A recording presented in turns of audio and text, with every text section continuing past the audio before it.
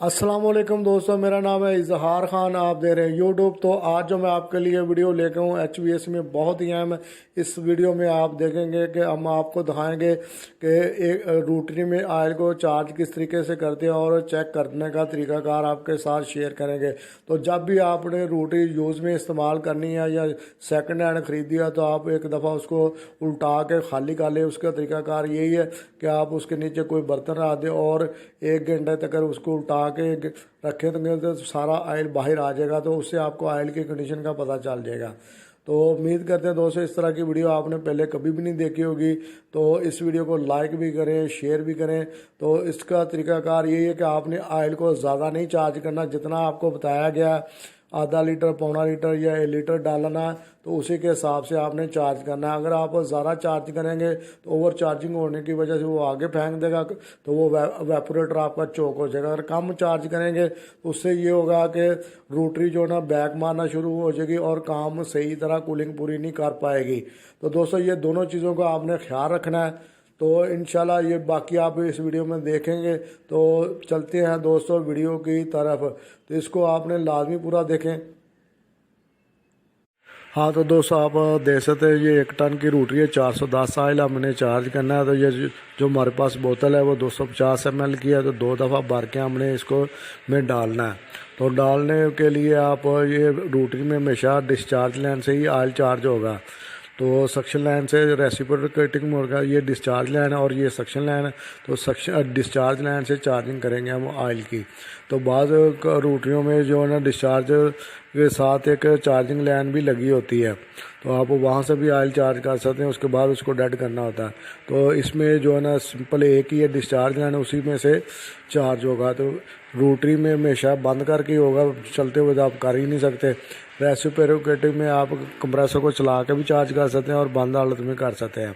तो हमने सबसे पहले 1 बोतल को इसमें डालेंगे, उसके बाद हम 1 बोतल और डालेंगे तो हमारा आधा लीटर पूरा आ जाएगा। तो जैसा कि मैंने पहले भी बताया कि आप रोटरी में चार्ज करने से पहले एक दफ़ा इसको खाली लाजमी कर लें। तो ये हमारा एक दफ़ा बोतल जो है ना भर के इसके 250 ml पूरा हो गया। उसके बाद 12 बोतल को भर के हम इसमें चार्ज करेंगे। तो पहली बोतल हमारी कंप्लीट हो चुकी है। दोबारा एक दफ़ा फिर भर के तो हम इसका हमारा जो ना आधा लीटर पूरा हो जाएगा। तो दोस्तों इसमें आपने ना ही ओवर चार्जिंग करनी है ऑयल की। अगर ओवर चार्जिंग करेंगे तो वो हमारा आगे वेपोरेटर में ऑयल चढ़ जाएगा। तो अगर कम चार्जिंग करेंगे तो उससे भी रोटरी जो है बैक मारेगी। तो इसमें आप देखेंगे जैसे ही हम इसको पहले चलाएँगे ऑयल को तो इसके एम्पेयर जो है ना 2 से ज़्यादा होंगे। जैसे ही ऑयल इसका पूरा हो गया उसके बाद चलेगा 1-2 मिनट बाद तो इसके एम्पेयर भी कम हो जाएंगे। तो इससे आपको ये भी पता चल गया 1-2 ऑयल पूरा होगा तो एम्पेयर भी कम होगा और रोटरी गर्म भी कम होगी, वेंडिंग हीट अप नहीं होगी।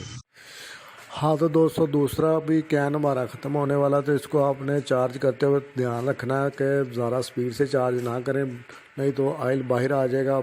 क्योंकि ये एक ही इसकी जो डिस्चार्ज लाइन है तो उसी में से इसने जाना है। तो आगे एयर आके तो रास्ता बंद हो जाता है, उसकी वजह से ऑयल वापस बाहर आना शुरू हो जाता है। तो इसको बिल्कुल आराम आराम से चार्ज करें। ये देखें बहुत थोड़ा सा ऑयल बाहर आ गया, तभी मैं इसमें वायर मार के देखता हूँ एयर तो की वजह से तो नहीं एयर ब्लॉक हुआ, एयर लॉक हुआ। तो इसको आपने जो ना ही ज़्यादा चार्जिंग करनी है ना ही कम ऑयल रखना है, जैसा कि मैंने आपको पहले भी बताया। तो ये हमारा कंप्लीट हो चुका है। तो दोस्तों याद रखने वाली चीज़ है कि जैसे ही आप यूज़ में अगर कंप्रेसर लगाते हैं या किसी और का निकाल के लगाते हैं तो उसको एक दफ़ा तो ऑयल को खाली करके लाजमी देख लें, ऑयल की कंडीशन का आपको पता चल जाएगा। अगर आप मार्केट से यूज़ में लगा रहे हैं तो उसको भी आप एक दफ़ा कंप्रेसर को उठा कर रख दें कुछ देर के लिए, घंटे तक, तो वो ऑयल जितना भी होगा वो बाहर आ जाएगा। उसके बाद आप उतना पूरा ऑयल उसमें चार्ज कर दें। अगर ऑयल कम चार्ज होगा फिर भी जो रोटरी जो है ना बैक मारेगी, अगर ज़्यादा चार्ज होगा फिर भी जो है ना ओवर चार्जिंग की वजह से ऑयल आगे वेपोरेटर में चले जाएगा। तो ये आप देख रहे होंगे बैक आ रहा ऑयल, क्योंकि इसकी एक ही चार्जिंग लाइन लगी हुई है, वही डिस्चार्ज है। तो जैसा कि आपको पहले बता चुके ये लाजमी आपने सक्शन से कभी भी चार्ज नहीं करना। अगर सक्शन से आप चार्ज करेंगे तो वो सारा ऑयल बाहर आ जाएगा। तो 200 ऑयल हमारा कंप्लीट हो चुका है, कैन पूरा हो चुका है। तो आधा लीटर जितना था डालना वो डल चुका है। तो जैसा कि मैंने आपको बताया ये कंप्रेसर जो ना 410 का है, तो इसमें हमने गैस और ऑयल सेम डालना है। 410 ही गैस डालनी, 410 ही का ऑयल डालना है। तो ऑयल बेशक नया डालें और 30 यूएफ का इसको कैपेसिटर लगेगा। तो दोस्तों ये 30 यूएफ का इसमें कैपेसिटर लगना। 30 यूएफ से आपने बड़ा कैपेसिटर नहीं लगाना, छोटा ज़रूर लगा सकते हैं, 25 का आप लगा सकते हैं, लेकिन 30 से बाब नहीं है। तो इसमें आप देखेंगे जो ब्लैक कलर है वो कॉमन है और वाइट कलर जो रनिंग है और इसी तरह रेड कलर है जो वो स्टार्टिंग है। तो एक मेन जो है ना ब्लैक कलर पे लगेगी, दूसरी मेन जो है वो लगेगी वाइट कलर में, और दोनों जो वाइट और जो रेड है वो कैपेसिटर पे लगेंगी। तो अभी हम इसको चलाएंगे। ये आप देख सकते हैं कनेक्शन आपने लाजमी चेक कर लें, 2 से 3 दफ़ा चेक कर लें, अच्छे तरीके से तसल्ली करने के बाद ही आप इसको ऑन करें। जैसा कि मैंने पहले भी बताया कि कॉमन आपने गलत नहीं लगानी, रनिंग स्टार्टिंग गलत लग जाएगी तो वो हो जाएगा, स्टार्ट नहीं लेगा। अगर कॉमन आपने गलत लगा दी तो कंप्रेसर फौरी तौर पर जल जाएगा। तो अभी मैं आपको इसको चला के दिखाता हूँ। आप देखेंगे इसके पहले एम्पेयर ज़्यादा होंगे, जैसे ही कोई 1-2 मिनट चलेगा तो एम्पेयर इसके कम होने शुरू हो जाएंगे।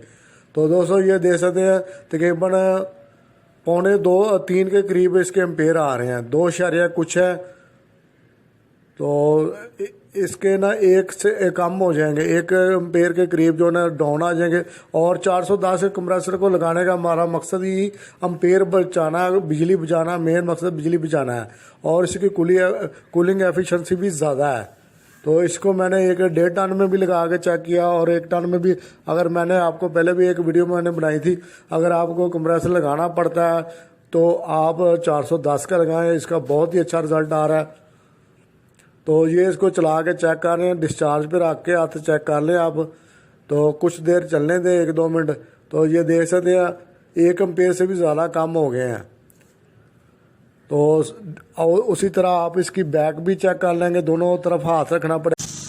200 रोटरी जो है बैक मार दी होती है। बैक चेक करने के लिए आपने डिस्चार्ज को कुछ देर के लिए रोकना और उसके बाद कंप्रेसर को बंद कर देना और सक्शन लाइन पे भी हाथ रखना है और कुछ सेकंड के लिए रोक के रखना है। तो 200 इससे चेक हो जाएगा कि बैक तो नहीं मार रहा।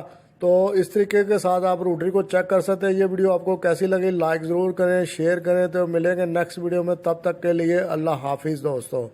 तो अपना बहुत सारा ख्याल रखें।